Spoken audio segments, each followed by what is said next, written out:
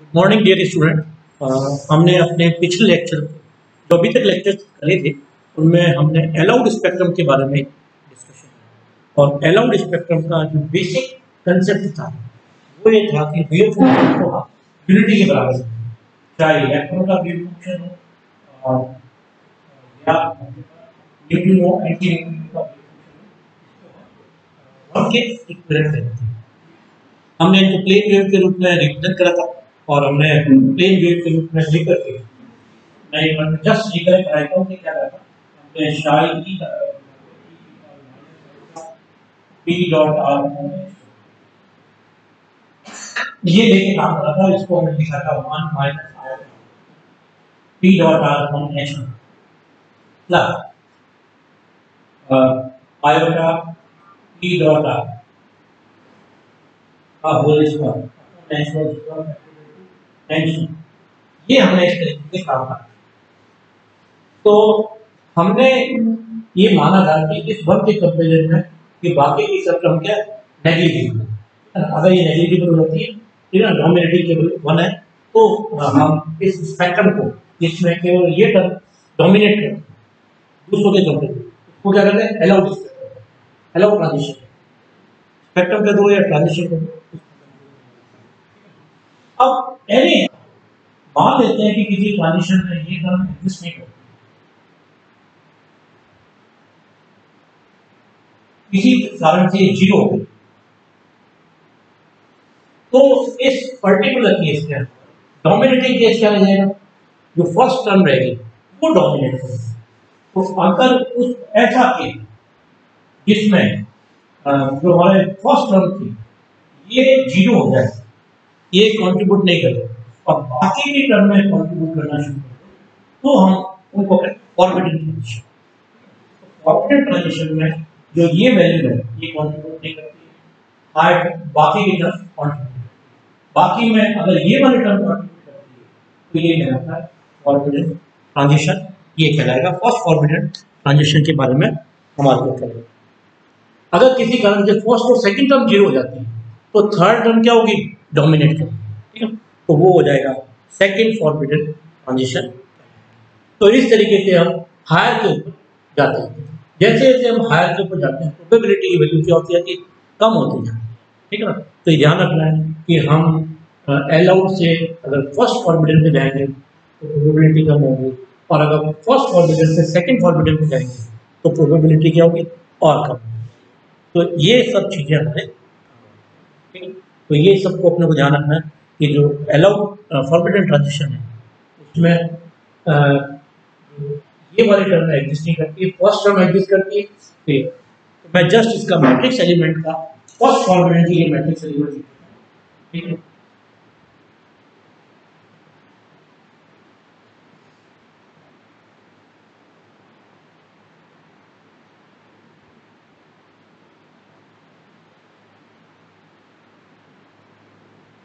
जो हमारे पास शायद ई और वेव फंक्शन जो थे वो वन हो गए थे, अब वो वन नहीं होंगे, ठीक है ना। वन नहीं होकर के उनकी जगह क्या आएगा, यहाँ पे ये कॉन्जुगेट तो ये इक्वल टू हो जाएगा minus wave function of final यहाँ p प्लस क्यू डॉट का एच क्रॉस, ठीक है ना। मैं यहाँ पे एच क्रॉस से लिख रहा हूँ, ठीक है ना, और आगे उसको करके समेशन का वो एल चलेगा ही चलेगा, ठीक है ना। अगर ये प्रोटॉन न्यूट्रॉन में कर रहा है तो प्लस आ जाएगा और नहीं तो यहाँ पे क्या आ जाएगा माइनस आ जाएगा, ठीक है। वेव फंक्शन क्या हो जाएगा इनिशियल क्या करते हैं, ये हमारा तरह क्या हो जाएगा मैट्रिक्स एलिमेंट की वैल्यू हो जाएगी फर्स्ट फॉरवर्डिंग ट्रांजिशन। अब यहाँ पे छोटी की बात कर रहा है, आर आ गया पी डॉट क्यू आ गया, ठीक है ना, पी और क्यू आ गया। पी जहाँ से हम प्रोटॉन इलेक्ट्रॉन का मोमेंटम है और क्यू अपना न्यूट्रिनो का अब यहाँ पे आर की प्रेजेंस होने के कारण अगर इसको सिंप्लीफाई करेंगे अपन सॉल्व करें, ठीक है ना, तो एम स्क्वायर में हमारे पास P plus Q whole square upon H naught square आ गया और यहाँ पे आ गया चाई एफ यहाँ पे आ गया आर और समेशन आ गया क्यू एन प्लस माइनस का कितना है चाई आ गया और डी को आ गया। अब यहाँ पे प्रेजेंस हो गई आर की।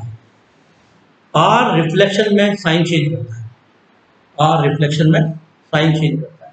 तो जबकि ये जो पहले वाला क्वांटिटी थी ये रिफ्लेक्शन में साइन चेंज नहीं करता था। तो हमारे पास अगर सिलेक्शन रूल की बात करें, ठीक है ना, तो सिलेक्शन रूल अब यहाँ पे पैरिटी का चेंज हो जाएगा। तो फर्स्ट फॉर्बिडन के लिए हमारे पास जो सिलेक्शन रूल आएगा वो यहाँ पे जो अलाउड के अंदर पैरिटी में नो चेंज था यहाँ पे हो जाएगा यस, ठीक है ना। बाकी डेल्टा आई की जो सिलेक्शन रूल था वो वही रहेगा, मगर ये वाला तो फर्स्ट फॉर्बिडन के लिए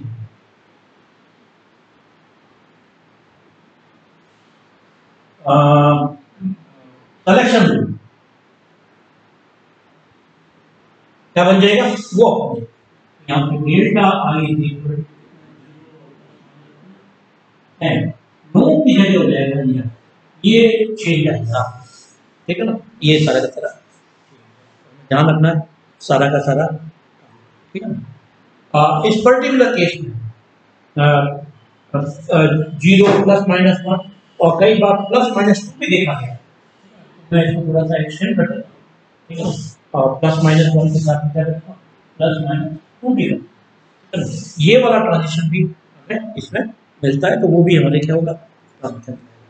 एक छोटी सी बात का जानना है, delta I is equal two plus minus 2, तो ये प्योर और साथ में क्या यस, तो ये हो जाएगा अपने पास प्योर फर्स्ट फॉर्बिडन। जैसे हमने प्योर फर्मी के लिए करा, प्योर जीटी के लिए करा, ऐसे क्या हो जाएगा प्योर के लिए फर्स्ट फॉर्बिडन के लिए ये सिलेक्शन।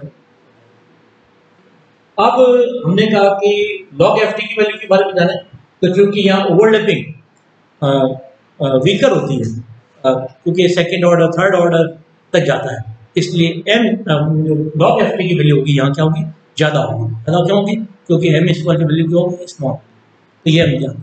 तो मैं पूरे केसेस को, ठीक है ना, सारे जो केसेस हैं मैं टेबल में समराइज कर देता हूँ। टेबल बहुत काम की है, ये टेबल आपके ना केवल इसमें काम आएगी, न्यूमेरिकल में बहुत ज़्यादा काम है। मैं सारी की सारी चीज़ें तीन चीज़ें लिखी हूँ, और ट्रांजिशन कौन सी है, लॉग एफ टी की वैल्यू कौन सी है और उनके सिलेक्शन रूल की।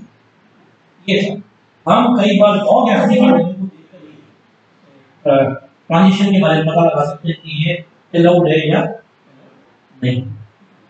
बहुत बहुत इंपॉर्टेंट पैरामीटर है, सारी की सारी जो भी आप समझे। मैं इस टेबल के रूप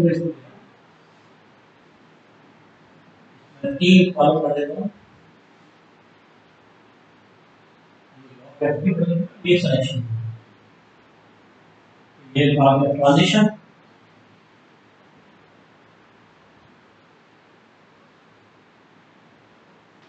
ये आपका सिलेक्शन। यहाँ पे आप चाहे तो एक और इंसर्ट करके सीवन नंबर डाल दें, करने में बहुत आसान है। सबसे पहले मैं करता हूँ सुपर एलाइन,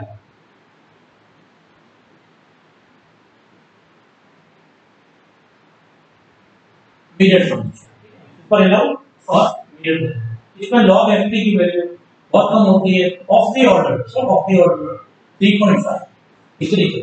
और इसमें सिलेक्शन रूल है वो डेल्टा आई 0 प्लस माइनस 1 है और ये है नो। ध्यान रखना है ये तो स्पिन का है और ये किसका पैरिटी। सेकंड नंबर पर हम आते हैं अलाउड।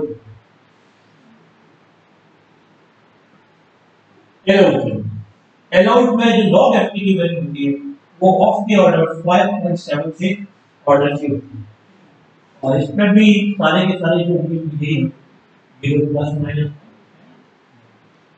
नेक्स्ट जो थर्ड आएगा वो आता है फॉर्बिडन।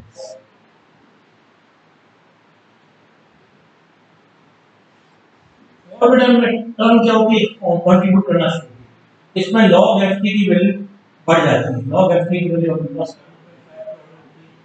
और delta I equal two plus minus 1 है और ये हो जाएगी है।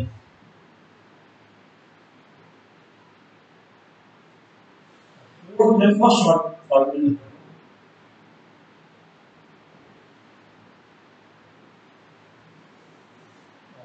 इसमें लॉग एफ की वैल्यू 8.0 के ऑर्डर की होती है और इसमें स्पेशली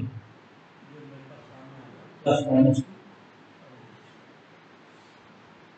बेसिकली जैसे सेकंड फॉर्मूला का था इसमें जो लॉग एफ की वैल्यू वो ऑफ द ऑर्डर 12.1 ठीक है।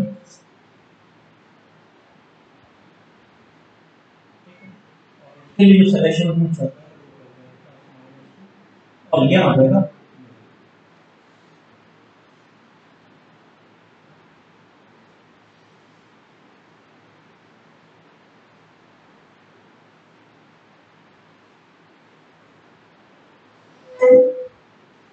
नंबर पर आता था। एक होता है यूनिक सेकंड और इसमें ऑफ द ऑर्डर 11.7 मगर डेटा आई की वैल्यू प्लस माइनस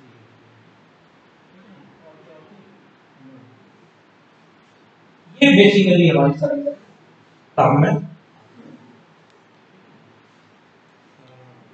हम इस तरीके से और आगे हायर के भी लिख सकते हैं। इनसे हमें पता पड़ता है कि एक ट्रांजिशन है अलाउड से पहले सुपर अलाउड करते हैं, अलाउड करते हैं, फर्स्ट फॉरवर्डिंग करते हैं, सेकंड फॉरवर्डिंग करते हैं और हायर ले लें, ठीक ना। सेकंड के बाद में यूनिक करें, थर्ड ले लें, थर्ड में अगेन क्या हो जाए, एक मैं छोटा सा एग्जाम्पल थर्ड का कॉल कर दें।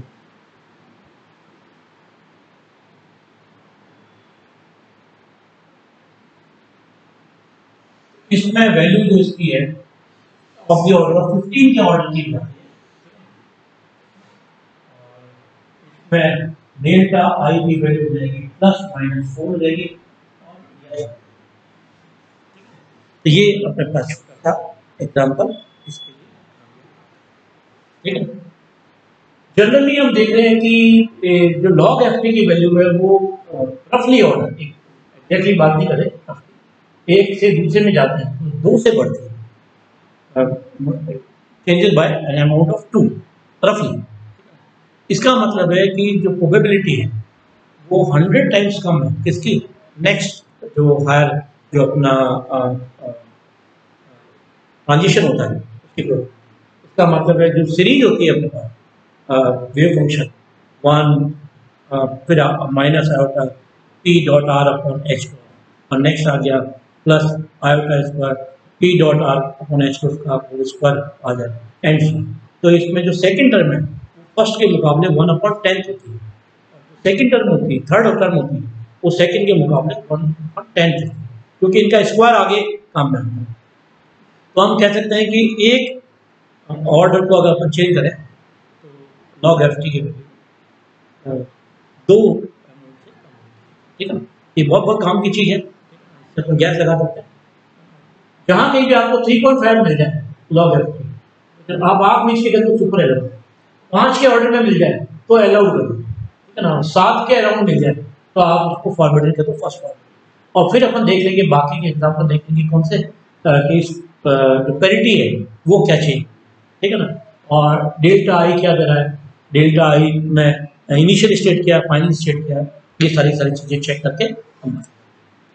तो मैं इस लेक्चर में इतना ही रखता हूँ और जो अपना नेक्स्ट लेक्चर होगा उसमें आपको कुछ प्रॉब्लम जिनसे हम इसको सॉल्व कर सकते हैं कि लॉग एफ टी और सब चीज़ें दी हुई होगी, इससे देख करके प्रॉब्लम को क्या करेंगे, सॉल्व करेंगे और आपको बताना पड़ेगा ट्रांजिशन कौन सा। ये सब अपने अगले लेक्चर में करेंगे। तब तक के लिए बहुत बहुत धन्यवाद। Thank you very much.